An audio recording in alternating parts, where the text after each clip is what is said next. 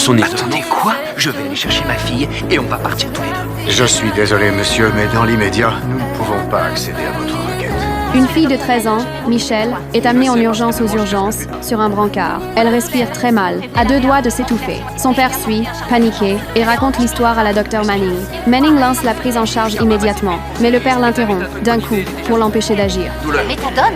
Elle a une maladie mitochondriale, ça affecte la Je production connais cette d'énergie. maladie. La pression artérielle. Pendant ces quelques secondes de dispute, l'état de Michelle replonge. Convulsions violentes, tout le corps secoué. Sa fille est en train de mourir sous ses yeux et le père craque complètement. Qu'est-ce qui se passe? Monsieur, je vous demande de sortir. Papa et ma fille en train de mourir et vous faites rien. Les agents de sécurité et les infirmières n'ont pas le choix. Ils l'écartent de force. Et au moment où on le sépare, une scène surréaliste se produit. Michelle, qui était à peine consciente, redevient presque normale comme par miracle. Oh merci, vous l'avez sauvée. Désolée de t'avoir fait peur. Tu vas bien? Est-ce que je vais bien? Une fois la crise passée, le père explique. Le diagnostic, il l'a trouvé sur Internet. Les médecins tiltent tout de suite, ça ne colle pas. Parce qu'une maladie mitochondriale, pour confirmer, il faut une biopsie musculaire. Mais lui refuse. L'anesthésie, c'est trop risqué, donc jamais d'examen. Il met tout le monde dehors et prévient. Interdiction de remettre en question le diagnostic de sa fille. Sauf que juste après, Michelle descend du lit et s'effondre à nouveau, en souffrant. Ils la réaniment et elle finit par reprendre connaissance. Ça va, Michel? Je suis là, papa est là. Vous êtes toujours convaincu que ma fille n'a pas de problème de santé?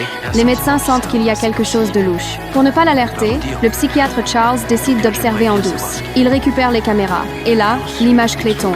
Quand l'infirmière est là, Michelle boit toute seule. Mais dès que son père entre dans la chambre, elle devient immédiatement faible, presque inerte. C'est une violation très grave des droits du patient. Il est fort possible que nous ayons affaire à de la maltraitance. Vous avez besoin de quoi pour confirmer ce que dit votre instinct? Il faut que je parle à Michel sans la présence de son père. Alors les médecins éloignent le père sous un prétexte et parlent à Michelle, seul. En quelques phrases, ils confirment leur intuition. De l'autre côté, Charles annonce sa conclusion au père. C'est moi qui la rendrai malade? Ce n'est pas ce que je dis, si vous voulez bien. Aucune confiance en vous. Je n'ai pas l'intention de rester ici à écouter ça. Je vais aller chercher ma fille et on va partir tous les deux. Le père fonce vers la salle d'IRM, mais les services de protection de l'enfance l'arrêtent net. On lui dit clairement, l'hôpital le accuse de maltraitance, et pendant l'enquête, Michelle passe sous la garde de l'État.